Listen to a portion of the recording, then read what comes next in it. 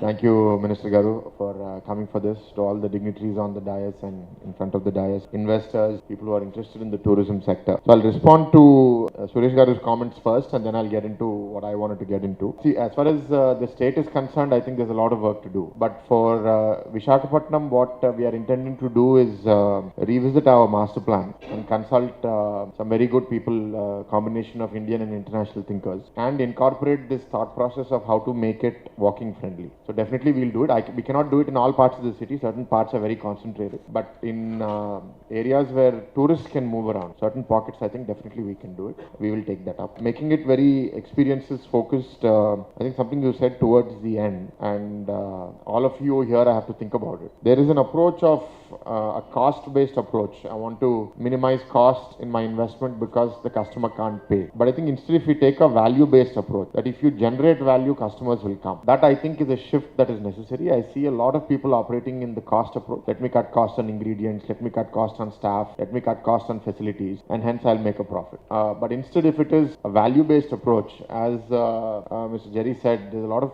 tourists already coming to Vishakhapatnam. Right now they're not very happy. So he's gone to Aruku, he said that the toilets are not good. He's going to go tell 10 people that it was okay, but I didn't enjoy it that much. So that is the word of mouth that needs to change. So I think if the value-based approach can come from here, not everyone can do it, but if some of you can establish institutions that have attention to detail. See, something that he said, if you go to the US, you go to a small village or a town, they have a motel over there. Even there you will find clean bathrooms and clean linen. But today, even in a 3-star, 4-star hotel in a tier 2 or a tier 3 city, we cannot guarantee that. Anywhere in India. Some are good, some are questionable. So I request that value-based approach coming. I think as regulators, as policymakers, we have to definitely think about that. Or how to make the shooting permissions more friendly. Recently we had Vinayak Chauthi and everyone wanted to put their DJ sound system and go. But our CP was of the view that this is a disturbance to citizens. Unlike Hyderabad, where on one day everyone goes, so disturbance is for one day. Here they go any day. So there can be 15 days of continuous music. So they said you sing, you perform, but no DJs. We got pushed back politically, but some of the citizens were happy. So this, when we allow things, then people go to the extreme. There's a balance, but definitely we need to be progressive.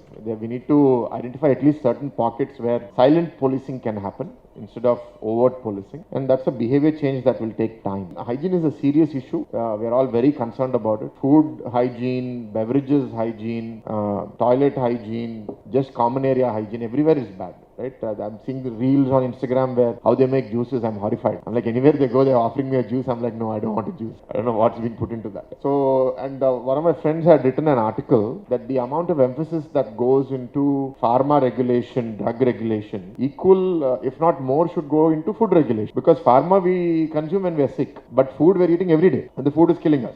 So definitely we have to work on that. We will. Now, just as a macro scale, because I'm the MP of Visakhapatnam, I obviously have a clear bias. I'll speak more about Visakhapatnam, Vizag, but also touch about the overall. I think religious tourism, you've shown, Mr. Jerry has shown that it's the largest part of our audience. I think there's a great opportunity for beach tourism in Visakhapatnam for it to grow. As was mentioned by speakers before me, airport is getting ready in 18 months. So there's a lot of pressure on me and our leaders here to deliver transport connectivity to the airport, because today the airport for me is 15-20 minutes away. The new airport comes, if the roads are not done well, then it will take an hour and a half to go. So there are some projects like Mr. Rajesh mentioned, the metro, which will take some time, but there are other smaller projects, almost 12 that we've identified. If we can complete 9 or 10 of them, it will significantly ease up. While it may not come down to half an hour, from 1 hour 15 minutes it may come down to 45 minutes. So that is something that we're quite optimistic that we'll be able to do some progress by 18-month period. On flights, I'm very happy to share that from Sunday, we'll have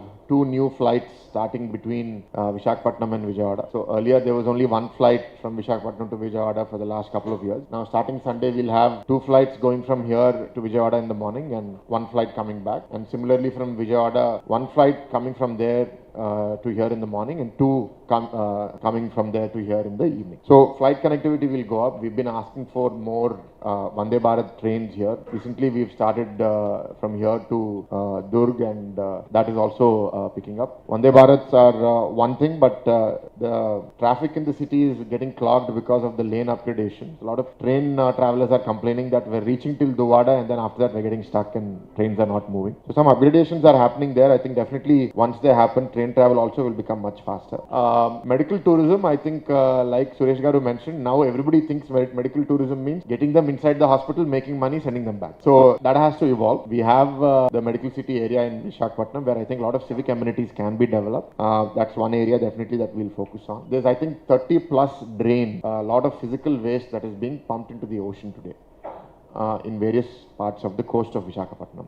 We're working on a project where we'll create multiple stages where physical waste will be removed, water will be treated, so the beaches will become much more cleaner, and we're identifying certain pockets of the beaches where beach resorts can come up, adventure sports can come up. So we will be inviting people to come and participate in those things. The water here is probably not as safe as Goa, but in certain pockets it's quite good. I think that can be taken up. It's a misnomer that water is not safe here. Workforce. I think part of cultural change will come with workforce. So we need hospitality training institutes. So if any of you are interested in that domain, I would encourage that you get in. There are some here, but it has to be really skill-based, value-based, very important. Recently, I was invited to a program in FCI, which is Food Crafts Institute, that erstwhile Chief Minister NTR Garu had started. Now they are offering a rehabilitation program for retiring army men, and 80 people are being trained in this program now. And on this topic, I went and met the head of this program in Delhi, the Director General Resettlement. He was telling me that 75,000, 80,000 people leave the army every year, of whom only around 10,000 are being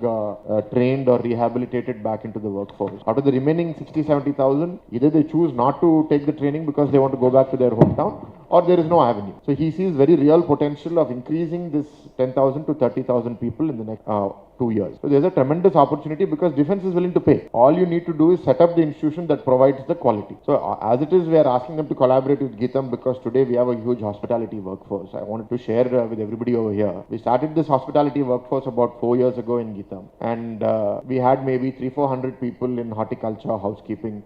We brought all of them together in this umbrella. But today hospitality is the largest workforce in Geetam. We have 6,000 people working for us. 2,000 are in hospitality. So this vertical has grown just in 4 years. And we're getting people from, obviously the medium and high-end talent is coming from all over the country. But the entry-level staff are all local. And they're all getting trained in a better way of life. So any institutions here that have that frame of mind, I would really encourage you to do that. Because cultural transformation starts from there. If the employee cares about keeping the toilet clean, the restaurant clean, the room clean, that's going to lead to cultural transformation. So that I would request all of you to do it. I think overall, just summing up, I think Durgesh Garu will share about the government's thoughts on tourism and some of the requests that have been made about industry status or allocation of land.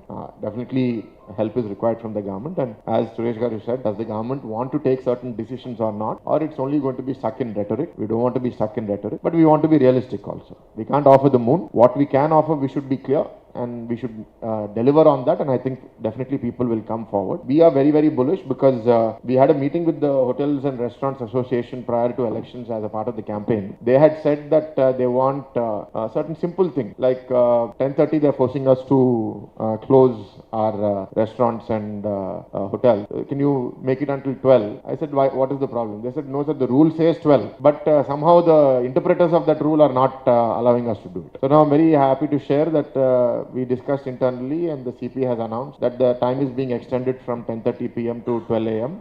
for all of these establishments in Visakhapatnam. There are IT investments that are coming here. They're saying that we're worried about women's safety in the night, transport. How do we ensure that there are facilities available for them round the clock? Certain areas need to be provided with lighting, transport areas need to be developed. So we're working on those corridors. Infosys has set up 3 years ago. They asked for a simple thing. We want bus connectivity for our employees. Didn't happen. But now they approached the IT minister and they said we need it. And 5 minutes he decided. And 2 days ago we inaugurated 4 buses that are going to serve them from Gajwaka, Kurmanpalam, Pendurthi. So we are moving. Non-cash or low cash decisions are easy for us to take. High cash, many of you know the financial situation of the state. So that it will take some time for us to do.